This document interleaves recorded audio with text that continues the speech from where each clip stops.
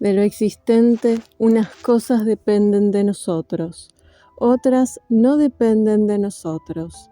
De nosotros dependen el juicio, el impulso, el deseo, el rechazo, y en una palabra, cuanto es asunto nuestro. Y no dependen de nosotros el cuerpo, la hacienda, la reputación, los cargos, y en una palabra, cuanto no es asunto nuestro. Y lo que depende de nosotros es por naturaleza libre, no sometido a estorbos ni impedimentos, ajeno. Recuerda, por tanto, que si lo que por naturaleza es esclavo lo consideras libre y lo ajeno propio, sufrirás impedimentos, padecerás, te verás perturbado, harás reproches a los dioses y a los hombres, mientras que si consideras que lo tuyo es tuyo y lo ajeno, como es en realidad ajeno, nunca nadie te obligará, nadie te estorbará, no harás reproches a nadie, no irás con reclamaciones a nadie, no harás ni una sola cosa contra tu voluntad, no tendrás enemigo, nada te perjudicará ni nada perjudicial te sucederá. Así comienza el manual de Epicteto.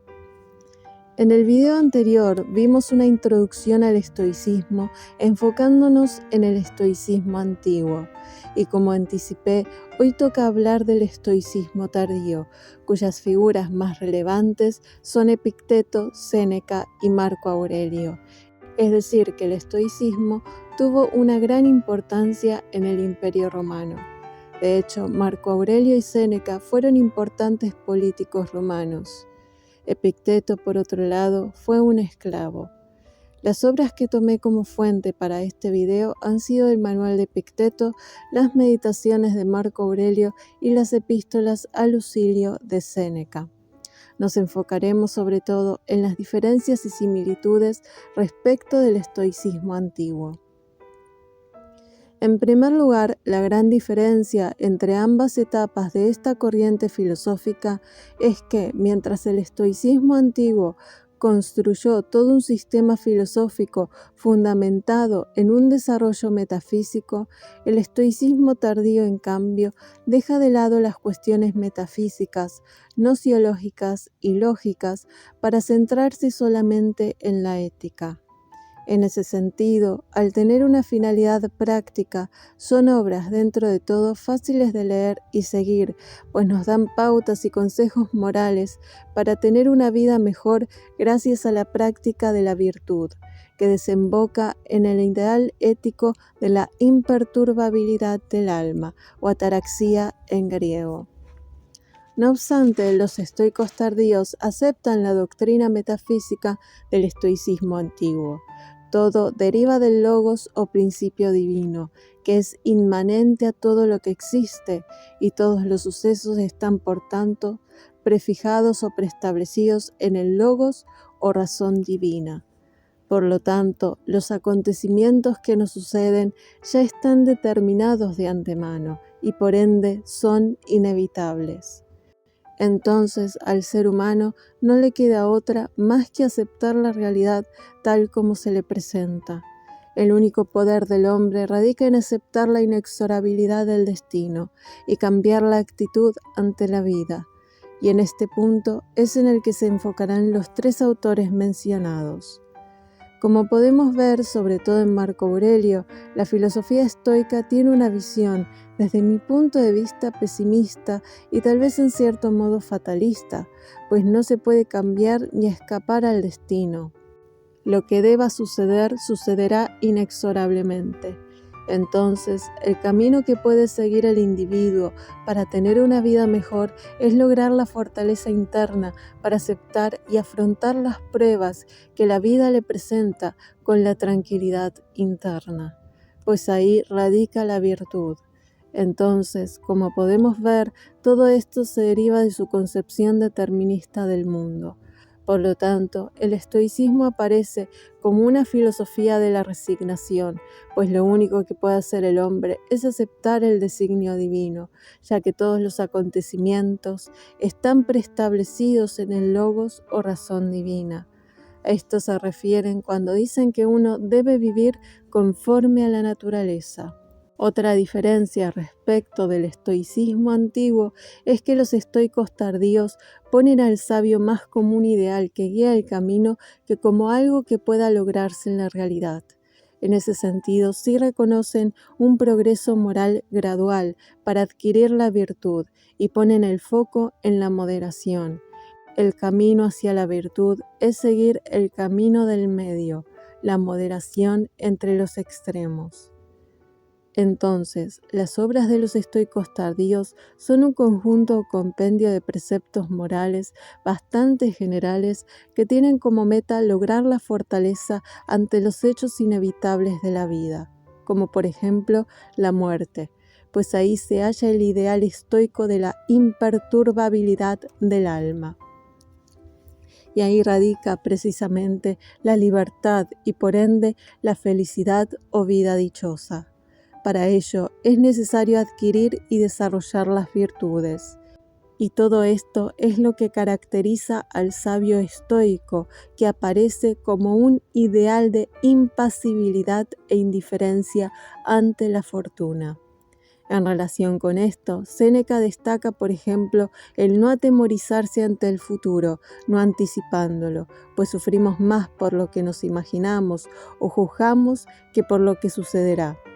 No seamos desgraciados antes de tiempo, dice. Los hechos muchas veces no suelen ser tan terribles como los habíamos imaginado.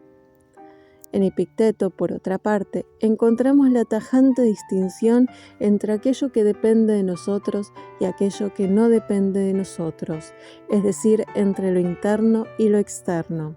Lo único que depende de mí, justamente, es mi estado interno, mi actitud ante la vida y mi conducta moral. Es lo único que puedo controlar y donde radica la libertad, la indiferencia respecto de lo que no depende de nosotros. Lo que nos perturba son nuestros pensamientos y no los hechos en sí. Lo que se busca lograr con todo esto es la fortaleza interna ante las adversidades externas. También se busca la completa indiferencia hacia lo externo, es decir, no desear aquello que no depende de nosotros. Otro principio estoico similar al principio moral cristiano del amor al prójimo que encontramos sobre todo en Séneca y Marco Aurelio es el ideal humanista de fraternidad, pues todos los hombres, al estar dotados de una porción de la razón divina, son como hermanos. Por lo tanto, todos los seres humanos deben ser tratados con respeto y dignidad, incluso los esclavos. Por otro lado, los estoicos tardíos ponen el foco en la fugacidad y finitud de la vida. Los hombres son mortales y por ende la muerte es ineludible. Por ello, no hay que temerla, sino vivir cada día como si fuera el último, para que el día que nos toque morir no haya arrepentimientos y podamos mirar de cara a la muerte con dignidad. ¿Y cómo se vive cada día como si fuese el último? Viviendo conscientemente en el presente, pues es lo único que tenemos. Debemos ser dueños de nuestro tiempo y no desperdiciarlo. Además, cabe aclarar que ellos creían en la vida después de la muerte, sobre todo Séneca. Otro aspecto interesante de este último autor es que a diferencia del resto de los estoicos, parece aceptar la trascendencia divina y no solo la inmanencia de lo divino. Por último, la filosofía aparece como un fármaco remedio ante los vicios, los placeres, las pasiones y los desenfrenos. Es la guía práctica para lograr la virtud y por tanto la serenidad y fortaleza del alma. Por ello, tanto Séneca como Marco Aurelio recomiendan tener siempre a mano lecturas filosóficas y ejemplos de virtud, como por ejemplo Sócrates. Pero para asimilar dichas enseñanzas no basta con la lectura, sino que es necesario recogerse en uno mismo y meditarlas. Y también hacer un constante autoanálisis que nos muestre qué es lo que debemos mejorar de nuestra conducta, para así superar nuestras debilidades. Además, para lograr esto, también le da mucha importancia a la austeridad o ascetismo, pues es lo que nos permite no ceder ante los vicios o placeres. Para concluir, para la época en que se desarrolla el estoicismo tardío, en el contexto del esplendor del Imperio Romano, el estoicismo era una doctrina ética bien establecida, y así la encontramos en los autores mencionados, como un conjunto de preceptos morales para lograr la fortaleza interna que le ayude al hombre a hacerle frente a la vida, teniendo como meta la serenidad del alma y alcanzar de este modo la libertad y felicidad.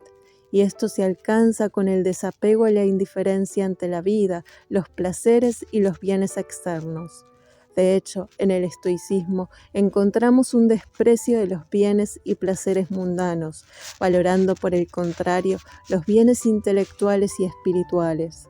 Por ello, también recomiendan deshacerse de los deseos, y todo fundamentado en la concepción de que todo lo que nos sucede nos ha sido asignado por decreto divino, y no nos queda otra más que aceptar el designio divino. Y hasta aquí el video de hoy. En el siguiente veremos una crítica a la mala interpretación que se ha hecho del estoicismo en nuestra época.